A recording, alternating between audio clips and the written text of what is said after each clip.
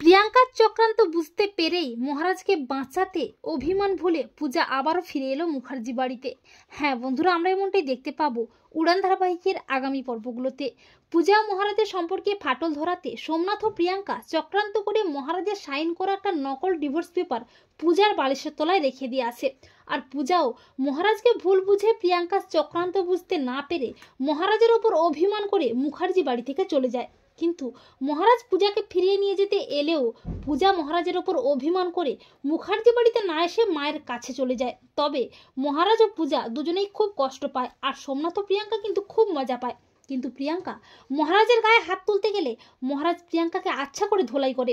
মহারাজ প্রচণ্ড খেপে গিয়ে সবকিছু তছনছ করতে থাকে, আবারও নেশাগ্রস্ত হয়ে পড়ে।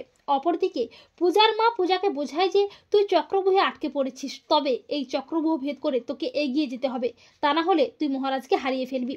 তখন পূজা মনে মনে ভাবে, আচ্ছা এমনও তো হতে পারে আমাদের মধ্যে সম্পর্ক ভেঙে দেওয়ার জন্যে প্রিয়াঙ্কা দিদি চক্রান্ত করে এসব করছে। না না, আমাকে এখনই মিস্টার মাথা গরমের কাছে যেতেই হবে, তা না হলে উনি নিজের ক্ষতি করে ফেলবে। এই বলে পূজা ভালোবাসার টানে ছুটে আসতে থাকে মহারাজের কাছে।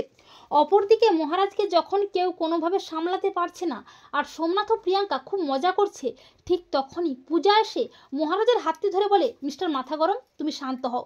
পূজাকে দেখে চমকে ওঠে মহারাজ।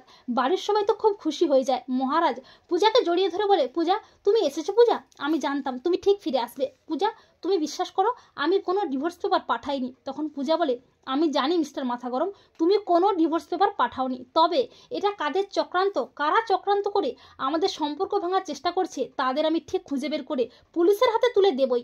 তখন সোমনাথ ও প্রিয়াঙ্কা প্রচণ্ড ভয় পেয়ে যায়। তো বন্ধুরা, তোমরা এটাই চাও তো যে পূজা যেন প্রিয়াঙ্কা ও সোমনাথের চক্রান্ত বুঝতে পেরে ফিরে আসে মহারাজের কাছে? কমেন্ট করে এক্ষুনি জানিয়ে দাও তোমাদের মতামত।